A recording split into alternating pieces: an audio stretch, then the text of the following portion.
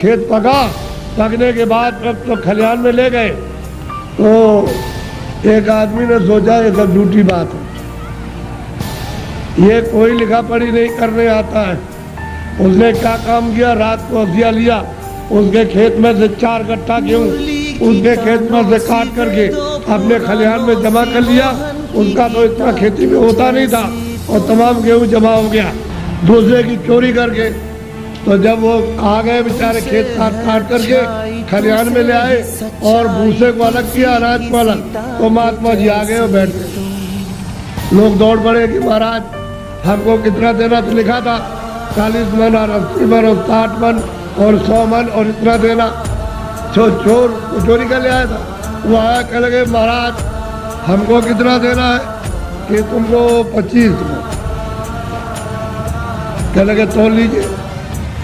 तो जब तोला गया तो किसी का 25 मन, ज़्यादा एक दाना नहीं, 60 मन किसी का, 40 मन किसी का, 100 मन, सबका जितना जितना लिख लिया था सबका।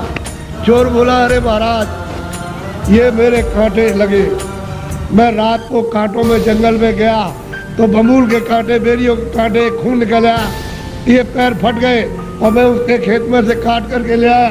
उधर से जौ काटी, मटर काटी, अरहर गेहूँ काटा, वो किधर चला गया।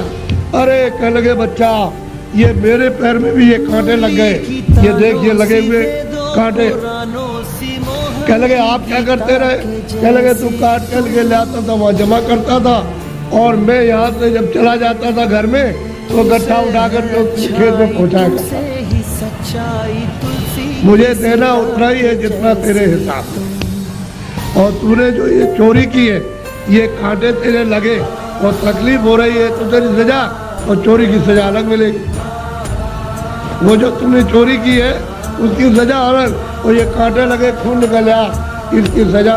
तो कहने का मतलब ये है तुम मन का धन कितना भी खेत काट कर, जमीन लेकर, ये करके, चोरी करके, डकैती डालकर, रात को छीन करके कितना भी अपना धन घर में ले आओ, लेकिन वो जो हिसाब करता जो कर रहा तो बैठा हुआ है तो सब उसके पहुँचा देगा।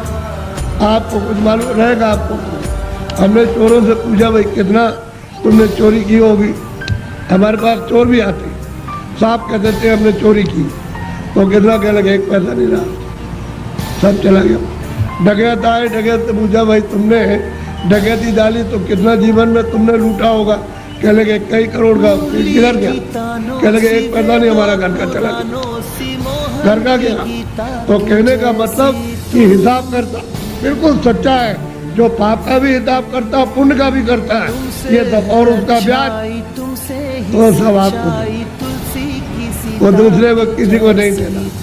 इसलिए ये मनुष्य शरीर अनमोल है, ये बार बार नहीं मिलता। आपकी बार परमात्मा को प्राप्त करने के लिए इस जीवात्मा को इस जड़ से, इस शरीर से निकालने के लिए आपको ये दिया गया, और उसने कह दिया है कि मैंने तुमको साफ सुथरा मकान दिया है, जैसा हमने दिया वैसे हमको दे देना। फिर जब वो खड़ा हो जाएगा और तुमने गंदगी भरी तो फिर तुमको मार मार करके इतना मारेगा कि तुम्हारी नस को तोड़ देगा, और इतनी पीड़ा होगी कि जन्मत मरण दूसरे तो कोई, जन्मने मरने में अत्यंत पीड़ा होती है। और उसको निकाल के बाहर करेगा और कहेगा चलो हिसाब कराए। हिसाब करेगा तो तुम्हारा बताएगा देखो इतनी चोरी की, इतने जानवर मारे तुमने, इतना धोखा दिया, इतने बेईमानी की, तुमने कोई भी पुण्य नहीं किया अपने जीवन में, और चलो इनको ले जाओ उस नर्क में डालो।